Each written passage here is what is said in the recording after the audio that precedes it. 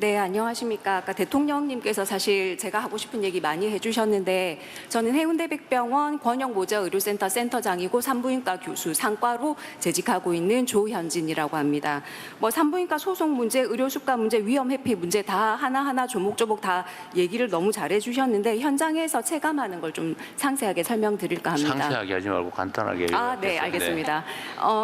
저희 상과는 사실 그 교수가 적어도 한 4명은 있어야지 최소한으로 돌아갑니다. 왜냐하면 외래를 봐야 되고 수술을 해야 되고 전원 오는 환자를 봐야 되고 그 중환자실에 이제 고위험 산모실에 입원해 있는 환자를 봐야 되기 때문에 그렇죠. 그래서 낮에 최소한 3명이 근무를 하고 밤에 1명이 당직을 서고 주말에 1명이 당직을 선다고 계산을 하면 일주일에 228시간이 나오고 이걸 4명이 권역모자의료센터 기준이 4인이기 때문에 4명이서 일을 하면 57시간이 되는데 저희 해운대백병원에는 상과 전문의가 2명이 있습니다. 일주일에 산술적으로 114시간을 근무를 하고 있고 일주일이 168시간이거든요. 근데 이게 딱 시간을 정해서 하는 게 아니라 저희는 밤에도 산모 오면 나가고 지금도 갑자기 이상하다 그러면 뛰어나가야 되고 하기 때문에 그냥 뭐 일상이 없다고 생각하시면 되겠습니다. 산술적으로는 114시간이지만 그래서 저희 졸업하는 전공의들한테 저희가 인력을 구하기 위해서 많이 애를 쓰지만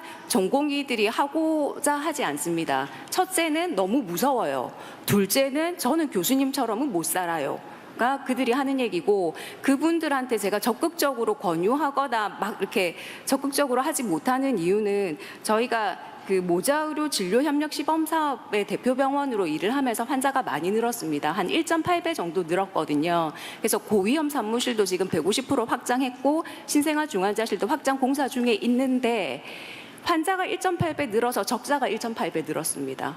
그래서 제가 하면서도 이거 계속 이런 상황에 고민이 되는 가운데서 전공의들을 막 적극적으로 이 상과를 하자고 얘기할 수는 없는 상황이죠. 근데 물론 이제 그 수가 체계가 많이 개선이 되었는데 그 중에서 아쉬운 점은 분만 전 고위험 산모에 대한 수가가 너무 반영이 되지 않았습니다. 옛날에는 그러니까 20대 산모가 건강하게 집에 있다가 아기를 낳고 가는 게 상과의 메인 업무였지만 지금은 고위험 산모가 입원해서 이 태아가 오늘 하루를 더 견디고 내일 하루를 더 견디면 아기의 생존율이 좋아지는 거고 그걸 위해서 저희는 진짜 매일매일 살얼음을 걷는 기분으로 분만실을 지키고 있는데 산모이기 때문에 기계를 주렁주렁 달지 못하고 약을 많이 쓰지 못하는 것이 산모의 그 진료의 노동 정도가 작은 건 아닌데 그 수가가 너무나 낮게 책정되어 있어서 저희가 산모를 아무리 많이 봐도 제가 내는 적자를 다 감당하지 못한다는 게 첫 번째이고요.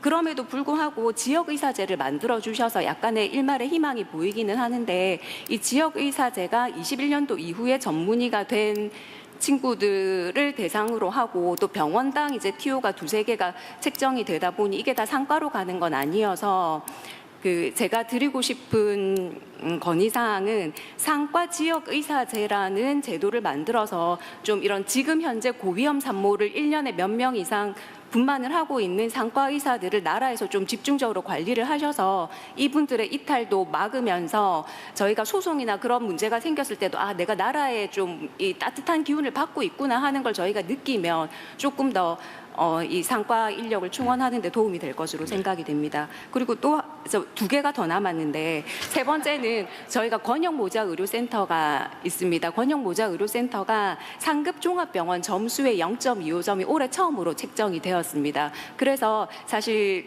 맨날 적자 내는 부서지만 상급 종합병원의 점수가 0.25점 책정이 되면서 그래도 약간 우리 이거 부족한 거 해주세요라고 얘기를 할 수 있게 되기는 했는데 이 배점을 조금 더 올리면서 그거를 이제 상과 의사의 기준이 충족하면 그 점수를 주는 걸로.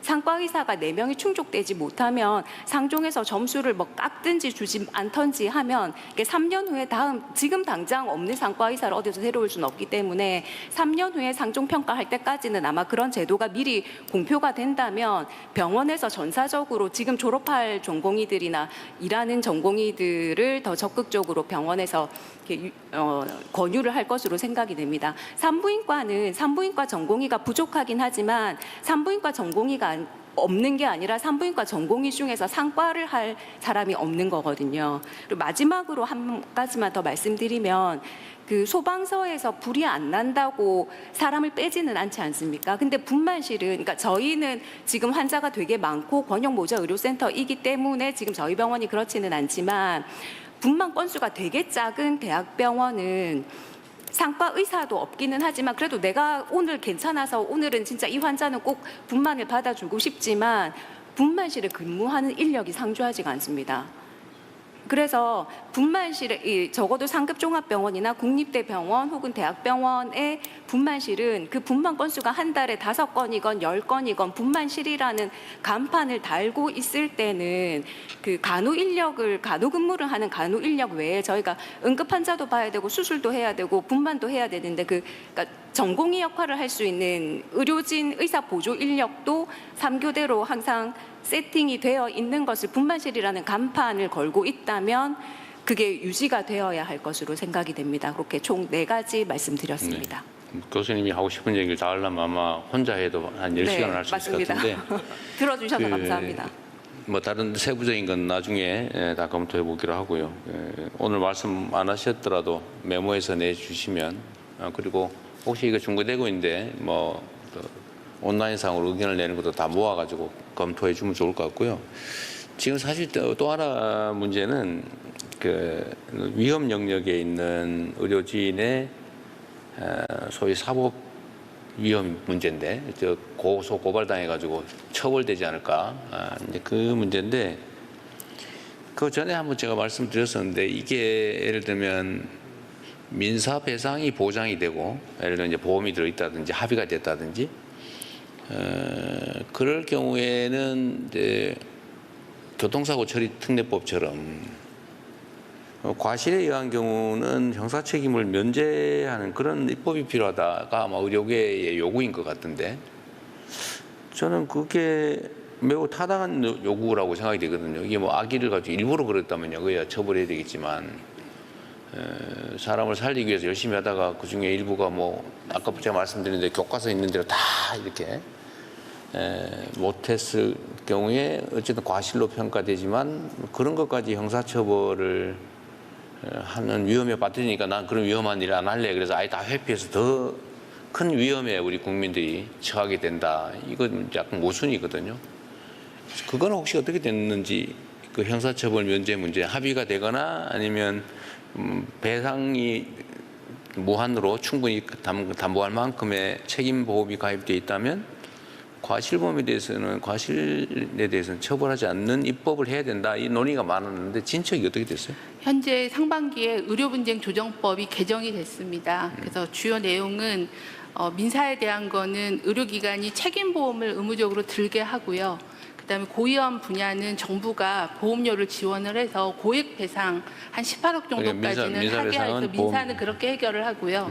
형사에 대해서는 말씀하신 대로 환자에게 설명의 의무를 다했느냐, 그다음 적절한 배상이 됐느냐, 그리고 이게 고위험 필수 진료이냐, 그리고 또 한 가지는 이게 중과실이 아니다. 이런 4가지 조건을 충족을 하면 형사 특례를 주는 걸로 법이 개정이 돼서 내년에 시행을 할 예정입니다. 시행이 됩니까? 그래서 현재 하위법령을 만들고 있고 의료사고 심의위원회라는 걸 만들어서 거기서 중과실 여부나 필수 의료 여부를 판단을 하면 이제 수사에 대한 뭐 자제라거나 아니면 형사에 대한 특례를 적용하게끔 법은 개정이 됐습니다. 지금 현재 이런 정도면은 형사 위험에 대한 불안감은 좀 완화가 될 수 있을 것 같습니까?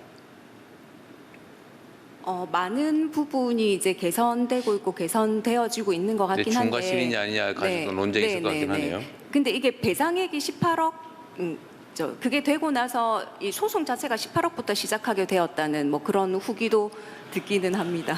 네, 저희가 그거야 배상액을 올리면 좀 그건 법원이 판결하는 거니까 그렇게 되기는 어렵고요. 그건 뭐 실제로 계산을 해서 실질 손해가 그 정도 되면 의미가 있겠지만 그 넘겨 소송한다고 많이 청구한다고 많이 배상 명령하는 게 아니기 때문에 그거는 그냥 낭설인 것 같고요. 어쨌든 알겠습니다. 또 다른 분들 의견도 들어봐야 되니까요.